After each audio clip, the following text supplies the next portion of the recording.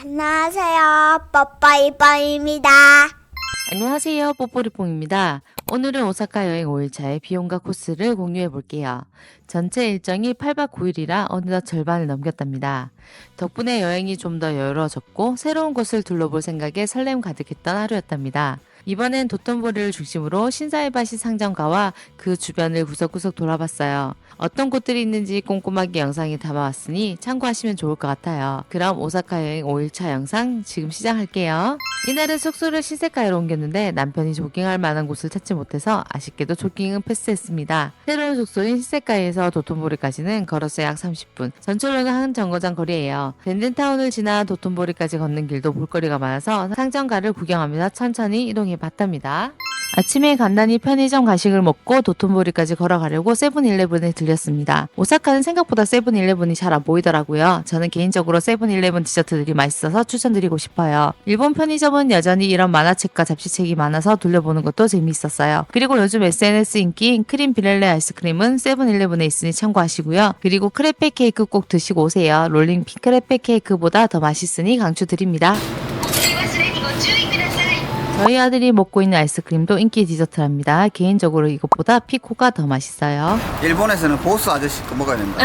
스버거니아 거 이거는 좀 약간 냉랭합니다. 보리차 왔다. 신세카이가 바로 덴덴타운 옆에 있다 보니 횡단보도만 건너왔는데 덴덴타운이었어요. 오전이라 조용한 덴덴타운을 구경하면서 걸어가 봤답니다. 여기는 도톤보리 메인길이랍니다. 이렇게 일찍 오면 상점도 문을 안 열었지만 거리도 정말 조용하답니다. 다음날 오사카 주유 패스 알차게 잘 사용하기 위해서 리버 크루즈 예약하는 장소랑 시간 확인하러 답사차 먼저 와봤습니다. 저희가 이번 여행에 리버 크루즈를 타보니까 안 타면 너무 아쉽겠더라고요. 거기다 주유 패스를 끊었다면 꼭 타라고 추천드리고 싶네요. 여기서 리버 크루즈 이용 시 알고 가면 좋은 팁을 알려드릴게요. 저희처럼 걸어가다 보면 처음 나오는 게 니폰바시 선착장인데요. 여기는 원더 크루즈 탑승하는 곳이에요. 원더 크루즈, 도톤보리 리버 크루즈 둘 다 주유 패스 사용 가능한데요. 도톤보리 크루즈는 오전 11시부터 오후 9시 30분까지 시간대가 넓어서 좋은 장점이 있지만 원더 크루즈는 온라인 예약이 가능해서 오전에 도톤보리 다녀가지 않아도 되는 장점과 오후 1시 10분부터 탑승이 가능해서 야경을 중심으로 즐길 수 있는 크루즈입니다. 두 가지 다 시도해보시고 일정에 맞는 리버 크루즈 탑승하시면 되겠죠? 주유 패스 이용해서 리버 크루즈 이용 시 참고해서 이용해보세요. 다음날 리버 크루즈 탑승하니까 자세한 영상은 다음날 영상 참고 부탁드릴게요. 와, 이찌라멘 줄 봐.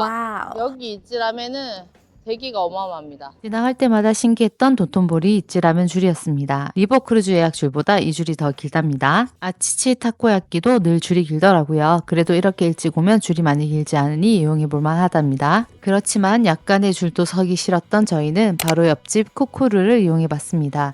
금방 만들어져서 나오는 타코야끼라 맛도 좋았고요. 지난번 동네 프랜차이즈 타코야끼보다 확실히 맛도 좋았습니다. 그리고 여기는 야외 테이블이 있어서 앉아서 먹기 좋아서 이용하기 좋았습니다. 오, 근데 좀 크다, 알이. 장 보면서 앉아보면 되겠네. 잠깐 자. 야 집에 이거 일찍 오니까 저녁에 왔으면 이거 뜨거운 주의. 뭐 누나 갈라줘라. 그러자. 조용한 시간을 이용해서 글리코사인 배경으로 사진을 찍으러 왔습니다. 나노하나라는 샵 안에 있는 포토존을 이용하려고 했는데 연휴라 쉬는 줄 알았는데 지금까지도 휴업 중이더라고요. 그래서 인기 포토존은 이제 찍을 수가 없답니다. 그래도 여기 앞에서 찍으면 확실한 인증샷을 찍을 수 있으니 여기서 찍으시면 된답니다. 아이들이랑 포켓몬고 하면서 이동해 봅니다. 근데 우연히 만난 도톤보리 리버 크루즈. 지금 영상 편집하다 보니까 여기 가이드가 저희가 만났던 딱 그분이네요. 신기해서 기록을 남겨봅니다. 아이들이랑 포켓몬고 하시라고 추천드리는 게 일본은 포켓스탑도 포켓몬고 하는 사람도 어마어마하답니다. 아이들이랑 도톤보리에서 포켓몬고도 하고 오래오래 추억에 남을 하나의 기억을 만들었답니다. 야, 보여줘. 아, 아르세우스가 더 나간다. 그리고 지난번 어마어마한 인파에 놀라서 못 들어갔던 신사이바시 스지 상점가로 들어가 봅니다. 지붕으로 덮인 길이 600m의 상점가인데요. 그냥 상점만 모여 있는 줄 알았더니 백화점으로 이어지는 입구들이 있어서 파르코 백화점과 다이마루 백화점으로 이동도 가능했답니다. 거기다 비가 오나 눈이 오나 날씨에 상관없이 이용할 수 있어서 오사카 여행 온 관광객들에게 놓칠 수 없는 쇼핑 중심지가 아닐까 싶어요. 실제로 저희가 방문해 보니까 대형 편집숍 그리고 다양한 브랜드 매장과 중고 의류점, 가차 뽑기 샵과 음식점, 드럭스토어 등 장르를 가리지 않는 다양한 상점들이 있어서 그냥 구경을 하는 것만으로도 즐거웠습니다. 약간 착시가 있는 게 입구에서 볼 때는 사람이 엄청 많아 보였는데 막상 들어가 보면 몸이 부딪힐 정도로 복잡하지는 않았습니다. 아무래도 신사이바시 스지 상점가 입구가 살짝 내리막으로 되어 있어서 실제로 착시 현상이 좀 있는 거라는 걸 저희도 딱 방문해보고 느꼈답니다. 그렇지만 워낙 쇼핑의 중심가라 늘 붐비는 건 사실이니 아이들과 방문하실 때 꼭 손 잘 잡고 이동해주세요. 걷다 보니 세컨스트리트 신사이바시점이 나왔습니다. 여기는 중고 물품 거래 오프라인 매장인데요. 신사이바시 근처에만 5개 상점이 있습니다. 저희가 방문했던 이 지점은 캐주얼한 의상도 많았고 루비통 중고 제품도 많이 보이더라고요. 관심 있으시다면 한번 방문해보세요.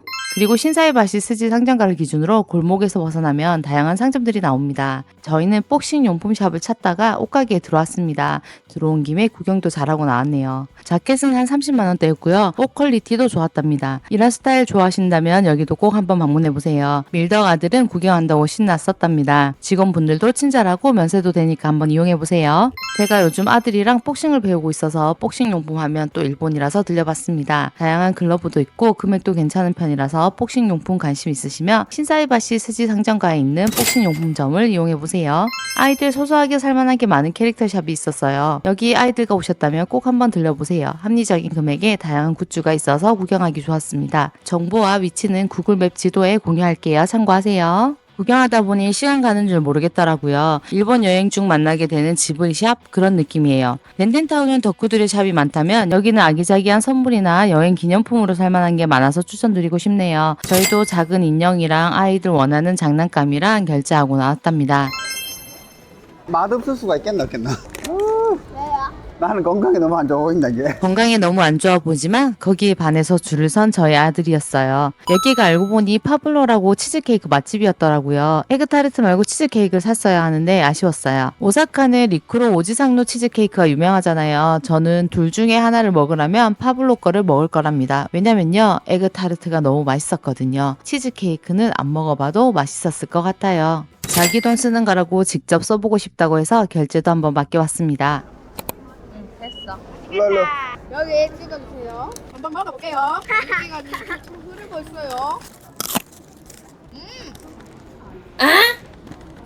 맛은 있네.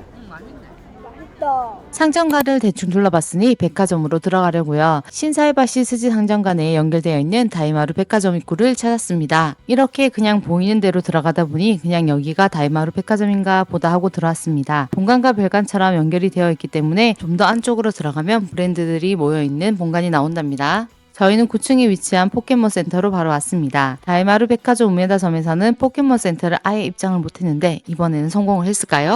여기 다이마루 백화점 포켓몬 센터에 왔습니다. 다행히 입장은 가능했습니다. 다른 층과 다르게 사람도 많고 역시나 일본 여행 온 모두에게 포켓몬 센터는 빠질 수 없는 코스인가 봅니다. 비교적 덜 복잡하지만 계산줄은 긴 편이니 참고하세요. 포켓몬 센터에는 인형만 있는 게 아니라 다양한 굿즈도 많아요.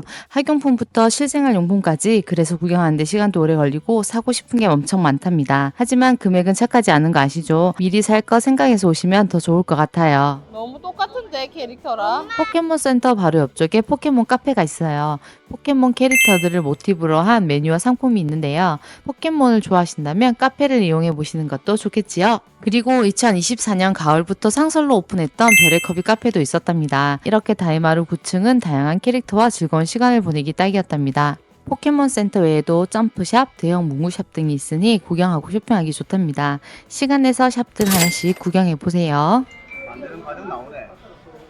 백화점 밖으로 나왔습니다. 나오니까 여기가 완전 또 신세계더라고요. 우리나라로 치면 청담동 같은 분위기예요. 이 인도를 따라서 명품 샵들의 입구가 쭉 보이거든요. 여기를 미도스지 거리라고 부르는데요. 에르메스, 샤넬, 구찌 등 다양한 브랜드가 약 4.2km에 걸쳐서 이어져 있고 매장에 들어가려고 대기하신 분들도 보이고 그런 모습이 신기했습니다. 명품 쇼핑하시기에 딱인 곳이 아닐까 싶네요. 어마어마하네. 어마어마했던 명품샵 거리를 뒤로하고 저희는 점심을 먹으러 왔습니다. 오사카 가성비 가츠동 맛집으로 인기인 유카타 타레카츠 신사이바시점인데요. 일본 음식 특유의 짭짤함을 느끼기 좋았던 메뉴였습니다. 아무래도 간이 세다 보니 자극적으로 느껴지긴 했는데 그래서 더 맛있게 먹었던 것 같아요. 여기 아쉬웠던 건 4인이 마주보고 앉을 수 있는 공간이 없는 곳이었어요. 아이들과 방문하기에는 공간이 협소하니 참고하시고요. 여기 나름 웨이팅이 있는 곳인데 식사 때를 피해서 와서 그런지 자리가 있어서 저희 가족 4명이 나란히 앉아서 식사를 할 수 있었답니다. 튀김 요리에 타레 소스가 이미 잘 배어 있어서 짭조름한 맛이 매력적인 메뉴들이었습니다. 아이들도 잘 먹어서 이날 맛집 잘 고른 것 같아서 뿌듯했답니다.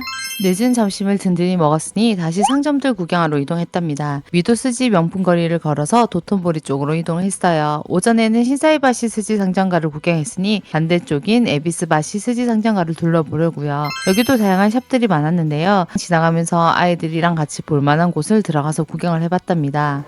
다이소 있다, 다이소. 와, 장난 아니지? 아이들 좋아하는 거 맞는 부고프에 들어가 봤는데요. 관련 소개 영상은 별도로 준비되어 있으니 그 영상 참고 부탁드릴게요. 지금 몽클 하나 입을래? 그렇게 상점가를 따라 쭉 이동하다 보니 어느새 둘째 날 방문했던 상점가로 다시 돌아가게 되었어요. 이때야 여기가 다 연결이 되어 있구나 하고 깨달았답니다. 길치인 저는 뒤늦게서야 길의 구조를 파악했어요. 다음 목적지는 남바파크스였습니다. 많은 분들이 추천하는 코스인데 저희는 제대로 둘러보지 못했습니다. 원래 하부스라는 카페를 이용하려고 했는데 대기가 너무 길어서 결국 남바파크스는 간단히 구경만 하고 나왔습니다. 사실 이곳에는 수만 그루의 나무가 있는 야외 정원이 있다고 해서 꼭 보고 싶었는데 아쉽게도 이번 여행은 놓치고 말았습니다. 남바파크스 밖으로 나와서 걸어가는데 크레페 트럭이 보이는 거예요. 그래서 아이들이랑 하나 먹고 이동하려고 줄을 섰답니다. 살짝 기대하고 먹었는데 맛은 좀 아쉬웠어요. 이거 한국에서 먹는 것보다 퀄리티는 조금 떨어진다. 안에 엄청 많이 넣어주는데. 그렇게 크레페를 먹고 쉬다가 남바파크스 바로 근처인 덴덴타운으로 왔습니다. 전에 방문했을 때와 다르게 오픈한 매장이 많아서 구경할 때가 더 많아졌답니다. 남바파크스랑 덴덴타운이 또 이렇게 가깝다는 걸 신기해하면서 덕후들의 거리를 다시 구경을 했답니다. 어차피 숙소 가는 길이고 해서 메카 정글도 보쿠스도 다시 들려봤습니다. 관련 영상은 영상 마지막이랑 본문에 링크 넣어둘게요. 이쯤 돼서는 정말 다리가 너무 아프더라고요. 장난감 고르는 아들이 살짝 미워질 정도였답니다. 쇼핑을 마치고 나니 어느새 해가 저물었어요. 연휴라 문을 닫아서 구경하지 못했던 조신 슈퍼키즈랜드 이번에는 들를 수 있었답니다. 그렇게 구경하고 숙소 가는 길에 저녁은 편의점 음식을 먹기로 했습니다. 지난번 일본 여행에서 편의점 오뎅을 못 먹은 게 아쉬워서 이번에 오뎅도 주문해서 먹어봤는데 너무 맛있게 먹었답니다. 건강 생각 안 하고 달달한 것만 담아왔네요. 간단하게 디저트 먹고 다시 숙소를 나왔습니다. 저희는 어디로 가고 있는 걸까요? 발가락 찌릿찌릿하다. 그렇게 걸어서 숙소 근처에 메가 돈키호테에 도착했습니다. 메가 돈키호테랑 일반 돈키호테 차이를 알려드릴게요. 일단 매장 자체가 크다고 이야기하고 있고요. 식료품과 생활용품 비중이 더 높은 게 메가 돈키호테의 특징입니다. 신선식품이 많은 것도 특징이라 저희처럼 여행하면서 방문해서 식살, 도시락이랑 먹을거리 사기 좋았답니다. 왔다 갔다 하면서 물건 들고 왔다 갔다. 어렵지. 카트도 못 끌고. 며칠 계속 방문할 때는 그냥 당장 필요한 것만 샀었는데요. 이날은 아이들이랑 같이 왔고 면세 받을 거 생각하고 필요한 것들을 쇼핑을 했답니다.